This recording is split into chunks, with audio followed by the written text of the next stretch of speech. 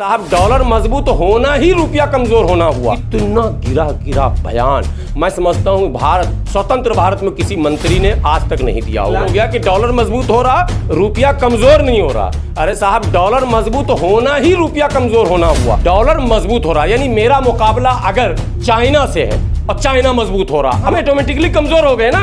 हमारा मुकाबला जिस देश से हो, जिस करेंसी से हो, जिन चीजों से हो, जिस फौज से हो, अगर वो मजबूत हो रहा है और हमारे अंदर अगर स्थिरता भी है तो ये मेरी कमजोरी है, मेरी हार है। होना तो ये चाहिए कि उसको हम दाब दें। वो दिन कब आएगा कि डॉलर के मुकाबले रुपया बराबर में चला जाएगा।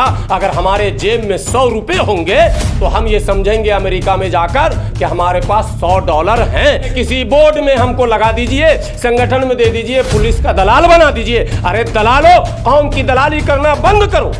पसमानदा के नाम पर जो कौम की दलाली जो लोग कर रहे हैं, मैं उनको खबरदार करना चाहता हूं। मैं उन्हें समाज के बीच नंगा करूंगा, क्योंकि इस समाज के लिए जिन लोगों ने अपना खून पसीना दौलत। मैं जब कांग्रेस के खिलाफ कुछ बोलता हूं तो लोग कमेंट में कहते हैं ये भाजपा का एजेंट। भाजपा के खिलाफ बोलता हूं तो कहे कांग्रेस का एजेंट है। आम आदमी पार्टी के खिलाफ बोलो, अरे साहब एजेंट किसी के हम नहीं है। हम जो हक है वो कहेंगे, आप चाहे हमें एजेंट समझो चाहे कुछ भी समझो, और मैं किसी के खिलाफ कहने से नहीं चूकूंगा। जहां भी मुझे कमी दिखेगी मैं कहूंगा, और मैं लोगों से कहता हूं मुझ में अगर कमी दिखे तो मेरे खिलाफ भी बोलिए और हमारे तो मुंह पर बोलिए, इसकी भी इजाजत आपको मैं देता हूं। लड़ाई को कर रहे हैं मलाई की तरफ, आपकी लड़ाई नहीं है, सत्ता की मलाई चाहिए। भाजपा कुछ बना दे, मेरे माए बाप हम पसमानदा, हमको कुछ बना दो। मोदी जी ने क्या कहा पसमानदा शब्द कि कुछ कुकुड़ मुत्ते की तरह पसमानदा चेहरे सामने आए हैं और उन्होंने हाईजैक कर लिया। यूपी के डिप्टी सीएम पाठक साहब ने कहा है कि मुसलमानों की सबसे शुभचिंतक पार्टी जो है वो भाजपा है, इसे कैसे देख? हाँ,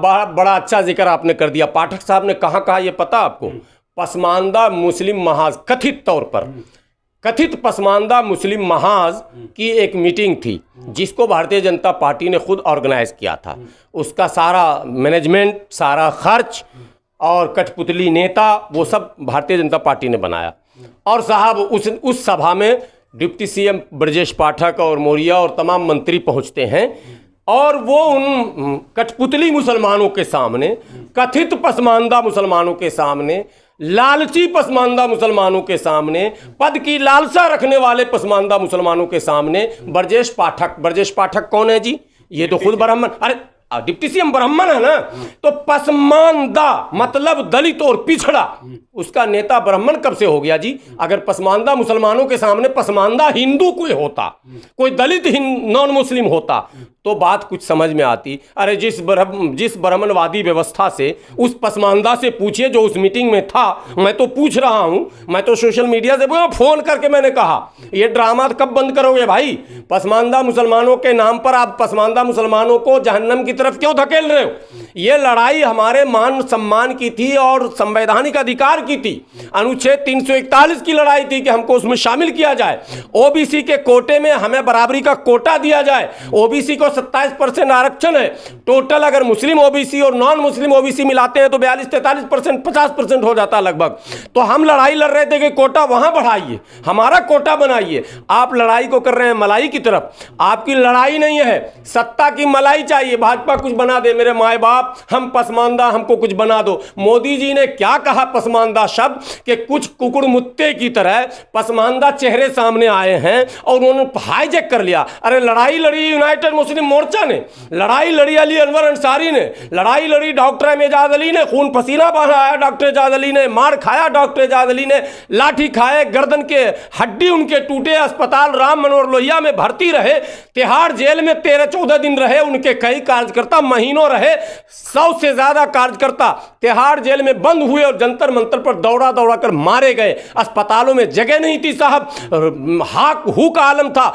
100 ऐसे धरने प्रदर्शन तो मैं कर चुका हूं इस संगठन में, और हमसे पहले ना जाने कितने सूरमाओं ने इस अभियान को चलाया, और डॉक्टर एजाज अली। और आज जैसे मोदी जी ने हम लोगों के प्रेशर में आकर ये बात कही, वैसे ही ये कुछ कुकुरमुत्ते की तरह निकले हैं कथित तौर पर पसमानदा के हितैषी। दरअसल इनको कुछ बनना, अल्पसंख्यक आयोग में चेयरमैन बना दो, मेंबर बना दो, किसी आयोग में, किसी कमीशन में, किसी निगम में, किसी बोर्ड में हमको लगा दीजिए, संगठन में दे दीजिए, पुलिस का दलाल बना दीजिए। अरे दलालों, कौम की दलाली करना बंद करो।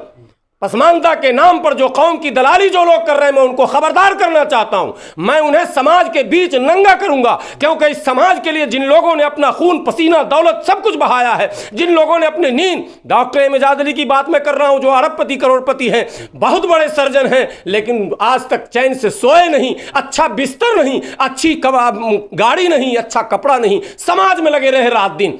ऐसे लोगों के ख्वाब को शर्मिंदा ताबीर करने के लिए हमको यहाँ काम करना है। हमें अब्दुल क़य्यूम अंसारी के ख्वाब को शर्मिंदा ताबीर करना है, हमें असीम बिहारी के ख्वाब को पूरा करना है। हमारे पास अनेकों ऐसे बुजुर्ग हैं जिनके ख्वाब को हम पूरा करना चाहते हैं, और तुम दलाली करना चाहते हो भाजपा की। ठीक है, मैं स्वागत करता हूँ प्रधानमंत्री जी ने पसमानदा की बात कही, लेकिन मैं प्रधानमंत्री जी से पूछना चाहता हूँ कि आपने सिर्फ बात कही है, ये चुनावी मुद्दा है, या आप पसमानदा के हितैषी हैं, ये आपको करके बताना पड़ेगा। आप उन पसमानदा मुसलमानों के लिए स्पेशल क्या देना चाहते हैं? उनके सामाजिक उत्थान, उनके राजनीतिक उत्थान, उनके आर्थिक उत्थान, उनके शैक्षणिक उत्थान के लिए आपके पास कौन सा कार्यक्रम है, कौन सा रोड मैप है? ये तो बताना पड़ेगा ना आपको। केवल आपने भाषण में कह दिया ये तो वैसे ही हो जाएगा 15 लाख वाला मामला, ये तो वैसे ही हो जाएगा साहब के सबका साथ सबका विकास सबका विश्वास सबका प्रयास, ये तो कुछ है ही नहीं। ऐलान करने से काम नहीं चलेगा। पसमानदा मुसलमान इतना भी पसमानदा नहीं है कि बातों को समझ न पाए। आजकल कुछ संगठनों में भी पसमानदा चलने लगा। इस्लाम के नाम पर बनने वाली तंजीमों में ये लफ्ज जो है जहर है। मैं हमेशा कहता था, जमीयत उलमा से कहता था, जमात इस्लामी से कहता था, मैंने बड़े चैनलों में भी कहा कि आपके सदर और सेक्रेटरी, खजांची या आपके ओहदेदारान पसमानदा मुसलमान क्यों नहीं? पसमानदा मुसलमान क्यों नहीं का मतलब है कि आपके यहाँ एक शूराई निज़ाम होना चाहिए, आपके यहाँ एक डेमोक्रेटिक सिस्टम होना चाहिए जो इस्लामी सिस्टम है। आपके यहाँ आमिराना सिस्टम है, अमीर थोपे जाते हैं, अध्यक्ष थोपे जाते हैं, दादा थे, बाप थे, बेटा थे, फिर बेटा थे। ये इस्लामी उसूल, इस्लामी तरीक़ा नहीं है, इसका हम विरोध करते हैं। इसका मतलब ये नहीं कि अलग से आप कोटा दे देंगे, कोटा फोटा देंगे तो गैर इस्लामी तरीक़ा, बिरादरी के नाम पे आप कोटा देंगे। जो इस्लाम वजालनाकुम शुअबन व क़बाइल लिताअरफ़ू इन्न अक्रमकुम इंदल्लाहि अत्क़ाकुम कहता है, उस इस्लाम में आप बिरादरी के नाम पर बड़ा और छोटा कैसे बना रहे हैं? उस इस्लाम में आप कोटा कैसे दे रहे हैं? उस इस्लाम में सलाहियत, अहलियत और क्या कहते हैं लिल्लाहियत, इखलास, और जो इन्न अक्रमकुम इंदल्लाहि अत्क़ाकुम कहा गया, जो सबसे ज़्यादा मुत्तकी, परहेजगार, ईमानदार, और जिसके अंदर समाज को समझने की सलाहियत है, इस्लाम को समझने की सलाहियत है, इस्लाम के बेसिक कंसेप्ट को जो अपने अंदर, उसको आप मौका देंगे, ये तो तरीक़ा है। चाहे वो किसी भी, मैं ये कह रहा हूँ किसी भी बिरादरी का हो, वहाँ बिरादरी आप नहीं देखेंगे। ये मेरा विरोध है कि आप वहाँ भी बिरादरी देख रहे हैं। अब जब आप कह रहे हैं कि बिरादरी नहीं देखेंगे तो बिरादरी का नाम लेकर देंगे, ये भी गलत। एक सवाल है आपसे लास्ट में कि हाल ही में मुसलमान प्रेम बड़ा छलक रहा है भाजपा में और आरएसएस में। उत्तर प्रदेश चुनाव होने के बाद योगी जी ने भी मुसलमान प्रेम जाहिर किया था, फिर आरएसएस प्रमुख पहुंच गए मस्जिद में, अब ये ब्रजेश पाठक जी, तो इसे चुनावी हथकंडा समझा जा रहा है या क्या, कैसे देखते हैं? 100% चुनावी हथकंडा है। भारत के पसमानदा मुसलमानों, मेरी आवाज़ अगर आप तक जा रही है, और जो लोग भी पसमानदा मुसलमान खास करके देख रहे हैं, उनसे मैं गुजारिश करता हूँ, खास करके अंसारी, मंसूरी, रायन, हलालखोर, धोबी, नाई, तेली, बक्खो, नट, डफाली, यासी, मिर्शिकार, और क्या कहते हैं चमेला, झोजा, नट, क्या ललबेगी, इन तमाम लोगों से जो तमाम बिरादरियाँ हैं, इनसे कहना चाहता हूँ, आप तक अगर ये वीडियो जाए तो इसको ज़रूर आगे बढ़ाइएगा, क्योंकि ये पैगाम उन तमाम पसमानदा मुसलमानों में जाना चाहिए कि फिर एक नया शगुफा बहेलिया आएगा, जाल बिछाएगा और फंसाएगा का खेल शुरू हो गया है। आपको बिरादरी के नाम पर जो फिर ठगा जाएगा, और फिर वही कुछ लोग संसद और विधायक और एमएलसी और मंत्री बनकर मामला ख़त्म कर देंगे। लड़ाई किसी एक व्यक्ति के एमएलए एमपी बनने का नहीं है, लड़ाई सामाजिक परिवर्तन का है, संवैधानिक अधिकार का है। उस लड़ाई को निरंतर, लगातार, और एक बात मैं कह दूं, मुझे कहना नहीं चाहिए, 15 साल हमें भी हो गए, मैं भी किसी दल में जा सकता था कि नहीं जा सकता था। दरवाजे बंद तो नहीं है मेरे लिए, सबके लिए खुले हैं, तो मेरे लिए क्यों बंद हो? मैं जब कांग्रेस के खिलाफ कुछ बोलता हूं तो लोग कमेंट में कहते हैं ये भाजपा का एजेंट, भाजपा के खिलाफ बोलता हूं तो कहे कांग्रेस का एजेंट है, आम आदमी पार्टी के खिलाफ बोलो, अरे साहब एजेंट किसी के हम नहीं है, हम जो हक है वो कहेंगे। आप चाहे हमें एजेंट समझो, चाहे कुछ भी समझो, और मैं किसी के खिलाफ कहने से नहीं चूकूंगा। जहां भी मुझे कमी दिखेगी मैं कहूंगा, और मैं लोगों से कहता हूं मुझ में अगर कमी दिखे तो मेरे खिलाफ भी बोलिए, और हमारे तो मुंह पर बोलिए, इसकी भी इजाजत आपको मैं देता हूं। लेकिन खुदा के वास्ते कौम की दलाली, बिरादरी की दलाली नहीं कीजिए, उनके हक और अधिकार की लड़ाई लड़िए। इस्लामी और संवैधानिक लड़ाई लड़िए, चूँकि इस्लाम में भी डेमोक्रेसी को सबसे ज़्यादा फोकियत दी गई है और भारत तो लोकतांत्रिक डेमोक्रेटिक देश है ही। कि हाल ही में निर्मला सीतारमण जी ने बयान दिया है कि डॉलर मजबूत हुआ है, ना कि रुपया नीचे गिरा है। दूसरा एक बयान पहले दिया गया था, ना कोई घुसा है ना कोई घुसेगा, जब चीन की सरहद की बात हुई थी। तो ऐसे बयानात देकर क्या देश की तरक्की को समझा जा सकता है सही दिशा में जा रही है या अपनी कमियां छुपाने की साजिश? देखिए, जैसे मेरा मकान झोपड़ी का है और पड़ोसी में भी एक मकान झोपड़ी का है। पड़ोसी ने अपना मकान पक्के का बना लिया, 2-3 मंजिल बना लिया, तो अब हम क्या कहेंगे? हम ये नहीं कह रहे हैं कि हम आगे नहीं बढ़ सके, हम कह रहे हैं कोई बात नहीं, हम जहाँ थे वहाँ तो हैं। पड़ोसी आगे बढ़ गया, पड़ोसी ने बिल्डिंग ठोक ली। ये बयान ऐसा ही हो गया कि डॉलर मजबूत हो रहा, रुपया कमज़ोर नहीं हो रहा। अरे साहब, डॉलर मजबूत होना ही रुपया कमज़ोर होना हुआ, क्योंकि मुकाबला दुनिया में जो इकोनॉमिकल बेस बना है वो डॉलर बना। गोल्ड और डॉलर यही 2 पैमाना है जिससे आपको नापा जाएगा।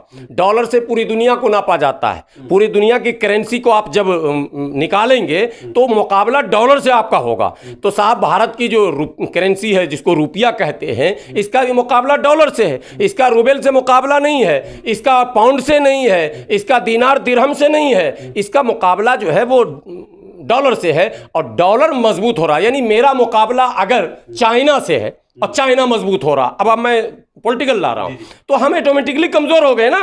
हमारा मुकाबला जिस देश से हो, जिस करेंसी से हो, जिन चीजों से हो, जिस फौज से हो, अगर वो मजबूत हो रहा है और हमारे अंदर अगर स्थिरता भी है, तो ये मेरी कमजोरी है, मेरी हार है। स्थिरता क्यों? वो बढ़ रहा तो हमें भी बढ़ना चाहिए। ग्रोथ तो ग्रोथ इंटरनेशनल, बल्कि होना तो ये चाहिए कि उसको हम दाब दें। वो दिन कब आएगा कि डॉलर के मुकाबले रुपया बराबर में चला जाएगा? अगर हमारे जेब में 100 रुपये होंगे तो हम ये समझेंगे अमेरिका में जाकर कि हमारे पास 100 डॉलर हैं। आज हमारे पास 10,000 रुपये भी होंगे, अमेरिका में जाने के बाद हम खत्म, कुछ नहीं मेरे पास है जी, गिनती के भी नहीं है। तो ये एक बड़ा मसला है। निर्मला सीतारमण जी वही है ना जिन्होंने कहा था कि हम प्याज नहीं खाते हैं, कोई दूसरी तो नहीं है।